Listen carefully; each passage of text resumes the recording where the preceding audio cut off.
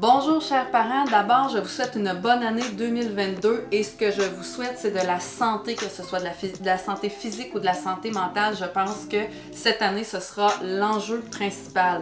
Dans cette courte vidéo, je vais tenter d'apaiser vos inquiétudes et votre stress que j'ai lu dans le dernier sondage sur mon groupe. Alors, l'école à la maison, c'est pas une situation qui est évidente pour personne. Alors, je vous donne des petits trucs et astuces pour que vous puissiez bien le vivre avec votre enfant. D'abord, il s'agit de trouver un appareil technologique pour pouvoir être en contact avec l'enseignante et le groupe classe. Donc, que ce soit une tablette, un ordinateur ou un téléphone, bien sûr. Si vous êtes sur un téléphone, c'est beaucoup moins évident d'aller chercher les options dans une plateforme comme Teams, par exemple, pour aller lever la main ou pour partager des choses dans le clavardage, tout dépendant, bien sûr, de l'âge de votre enfant. Donc, une tablette ou un ordinateur. Dans mon centre de service scolaire à Sorel-Tracy, il y a eu un sondage qui s'est effectué auprès des parents et on devait répondre si on avait besoin d'un appareil techno à la maison pour notre enfant. Alors, les demandes avaient déjà été faites avant les fêtes. Alors, à vous de voir comment vous vous organisez. C'est sûr que si vous avez plusieurs enfants à la maison qui ont besoin d'un appareil technologique, la chose se complique un peu. Il faut organiser un horaire. N'hésitez surtout pas à communiquer avec l'enseignante si vous voyez qu'il y a des conflits justement d'horaire pour organiser les rencontres avec le groupe classe. C'est important. Et les enseignants sont souples. On fait preuve de souplesse, on n'a pas le choix. Alors, n'hésitez surtout pas à communiquer avec l'enseignante.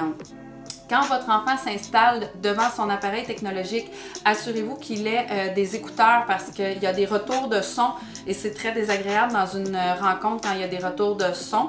Assurez-vous également quand vous vous connectez à la plateforme, que ce soit par Teams ou une autre plateforme, que le micro de votre enfant est fermé, sinon l'enseignante va demander de le fermer.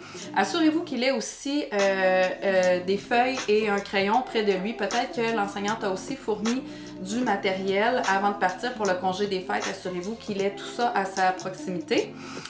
Il doit être installé dans un endroit calme où il y a peu de stimuli, donc près de la télé, ce n'est vraiment pas une bonne idée. Ou s'il y a petit frère, petite sœur dans la pièce, c'est moins gagnant également. De gérer un écran et de voir toute la classe, en plus des stimuli qu'il y a à la maison, ce sont tous des facteurs de déconcentration et comme adulte, ça serait déconcentrant pour nous aussi.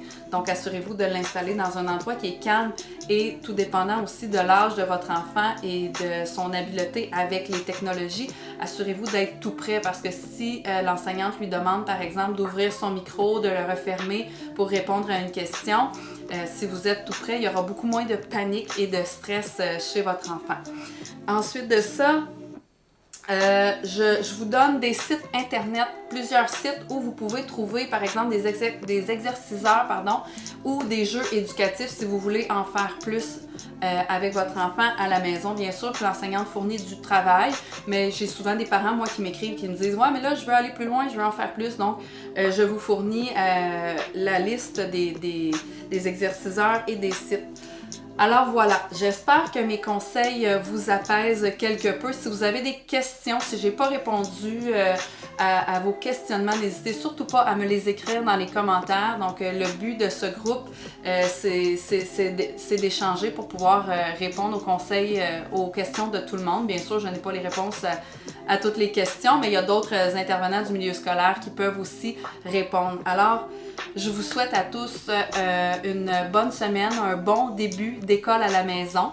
Et puis, si vous avez d'autres inquiétudes, n'hésitez pas à me les partager. À bientôt!